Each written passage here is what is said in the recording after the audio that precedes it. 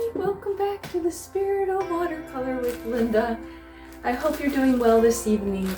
I think people really liked my last video, and I'm so glad I had lots of new subscribers and people viewing this channel. So welcome to this most spiritual practice called watercolor with me. And I was so thrilled. We did the last painting was Let Your Watercolors Flow, and I kept it so it was shortened up so it didn't labor on. So I think I'm finding the formula here for making videos that you can enjoy watching, get the idea of what you need to do or what you can do, open up those possibilities and get you excited to want to try some things that watercolor is so wonderful at doing. Such a beautiful, flowing, natural medium. So I'm glad you're here. Please join me at the table in a few minutes. What we're going to do is we're going to take some really nice watercolor paper, and this is Arches, which is very common. I'm going to get some new paper soon, but for now I'm using up my Arches paper. Very good, 140 pound is good, or 300, which is more expensive, but really nice cold press paper. And then we're going to do our flowing paints again, but we're also going to not just use our big brush, which we did use last time, the big pointed round Cheap Joe's Golden Fleece brush, which I've just sort of I've had it forever, but I've just kind of remembered how wonderful it is. And the last painting, I basically used this one big brush that does it all. So we'll use that again. And then we're going to bring in our wonderful little natural sponges, which are, I believe these are not, I don't think these are natural. I think they're man-made. You can buy a bunch of these at like a craft store like Michael's, or online at, an art store, supply store. And they're different shapes with different size holes. And what I'd like to do is, use different ones to see what they do in the painting. We're just exploring. The last one came out to be a very nice painting. These loose ones, they really do oftentimes come out fresh and bright and beautiful. Here's another kind of sponge. Very small holes. This one I don't use as much. I might actually cut it up a little bit and see what I can do with these tiny little holes in this sponge here. Let's do this together. I'm so excited you're joining me. And again, this won't be a super long video. It'll be a fun, colorful, flowing, and spongy paper painting too. So I'll see you in just a moment at the table. Here we go. I wanted to say that I taped down my Arches paper, and I put a few staples into the tape is just covering the part of the edge here, and the rest of it, the tape is on the gator board. I actually washed off my gator board. It's always so full of paint, looks pretty bad, it's distracting, so it's better. And then anyway, I put in some staples on these edges, and I could put more in if I wish. That's if the paper doesn't want to, or the tape doesn't want to hold this onto the gator board. I don't put my staples, some people do, I don't put them into the paper.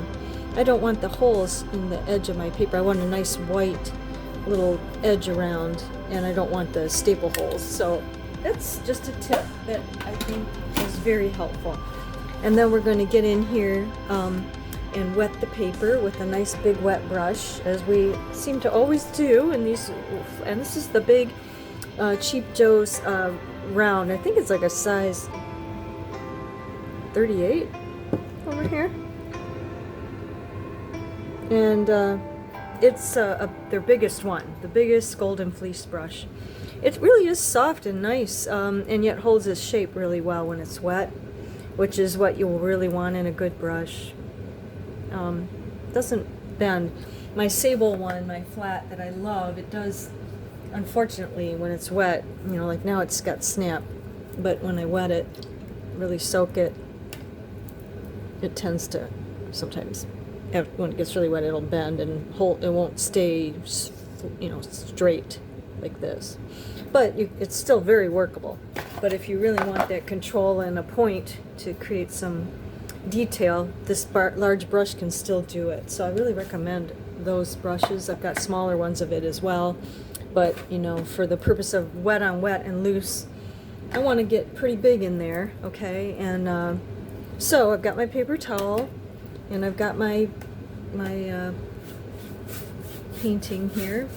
I'm going to start really nice and loose and wet here. And right now I just feel like wetting my whole page and letting it soak in a little bit, okay? And then we will get our flowing, beautiful colors out, favorite colors out. And we will do some of the sponges. I've got these, again, these different shapes of sponges, okay? They do a little different, and we'll explore what they do. And this one that's got the teeny tiny holes. So I put this on a faster speed, but as you can see, I've got my palette out and looking at my greens. I have some sap green there, and we're just going to sponge into it. So I've, wet my sponge, I've wet my palette, and we're just putting that right in there, making some, foliage or trees in the background. And then I'm going to come in, pretty quickly there, and you can do that and add more values as you go. And then I just come into the sky, and the sky is just my cobalt blue, one of my favorite blues, just bringing that in onto the wet paper and then adding stronger value as we go, letting it flow down. There's a bit of a tilt to my board. It's, so gravity pulls the paint down. Early watercolor technique lessons, you can go back to the beginning videos and see that. Okay, and then I go in with some of my brown and Payne's gray or neutral tint. They're both the same to me. They're just like a black, sedimentary black with some brown at the bottom. Just sponged that in as well, just to get some foreground in real quick as well. Went back to the blue in the sky, and yeah, because I wanted more value, and I also did obviously lift with paper towel the clouds there, and then bringing in more color again, more value.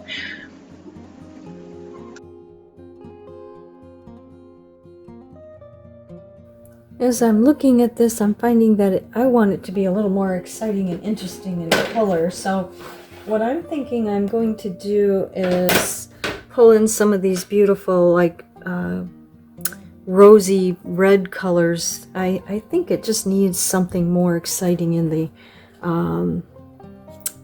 let's see, do we have a pinkish? Yeah, we have sort of a rosy red there.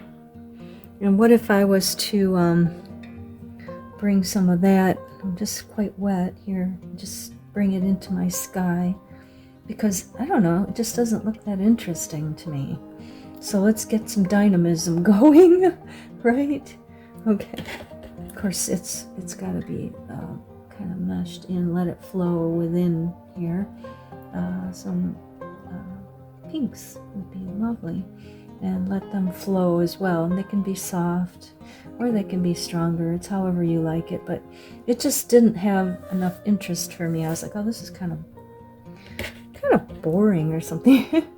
So, and then what I thought I might do, let me bring some of that pink down toward the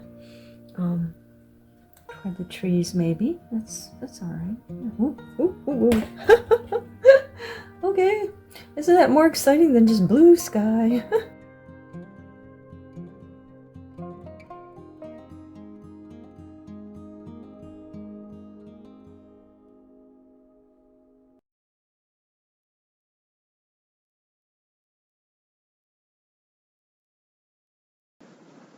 I tilt the board so that the paint flows in the sky from side to side.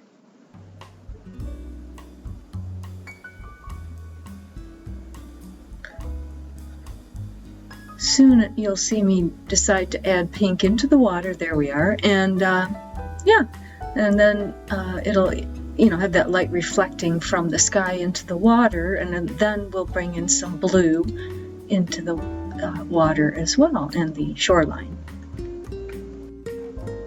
I also wanted to add more definition to the clouds in the sky. So more paper towel pressing in. The paint is still quite wet there, so you can keep going with that. And I really let those blues flow in the water, just gravity going down. My board's a little elevated there on the top, so yeah, loving it.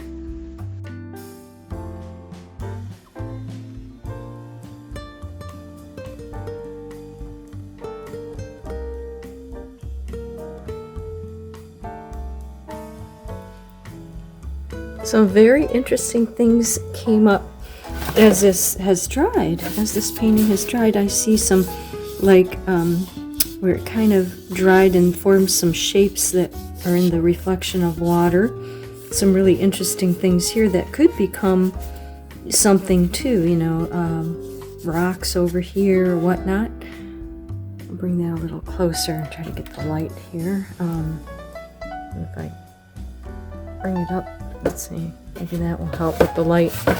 And you know, we still have our fun textured rocks here, and we have the pink in the sky, and also some of that pink is just kind of into a glow down here.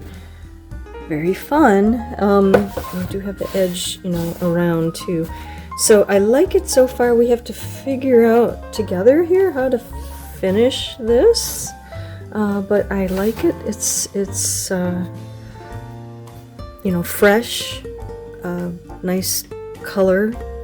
I think the pink added and the salt added a little too as well up here.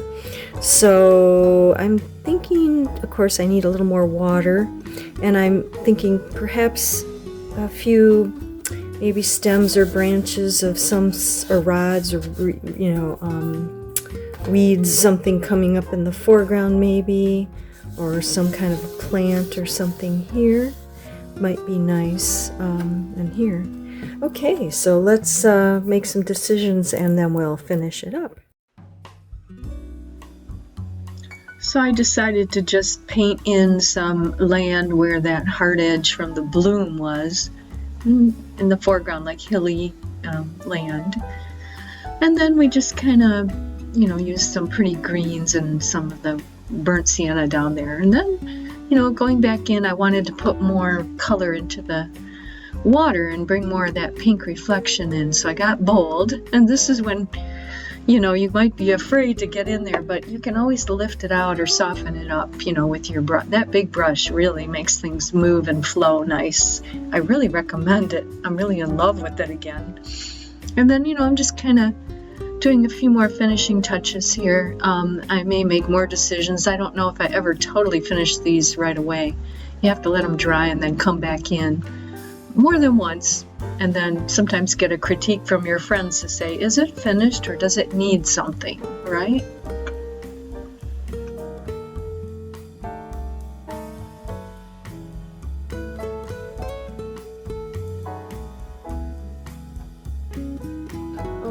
More thing, again, we could go with a little salt. Last time I bumped the salt and moved it with making changes, but I think this time, and I've got regular salt and I've got kosher salt. Oh, there's the kosher. I tend to favor the kosher salt, the bigger granules, even though this is a small painting, but I think I'm going to put a little of those. It gives a little bit of that sparkle in the water, right? And that would be nice. And it also holds the paint, so we have a double use there. Okay, so here is the painting dried, and I put a double mat on it. Always makes it look better, more professional, right? And it still may need a little more work, but you know, the basic painting is there, and I really like it. It's colorful, it's interesting, right? It's kind of like a beautiful summer day. So I hope you enjoyed that, and I hope you will try that. Just try the sponging and letting the wet paints kind of go down and just flow. So we're flowing and sponging, and it's just a wonderful, fun time. I hope you will give this a try, and I hope you enjoyed this video, and I'll hopefully see you soon in the next one. Thank you so much for being with me and joining me. See you soon.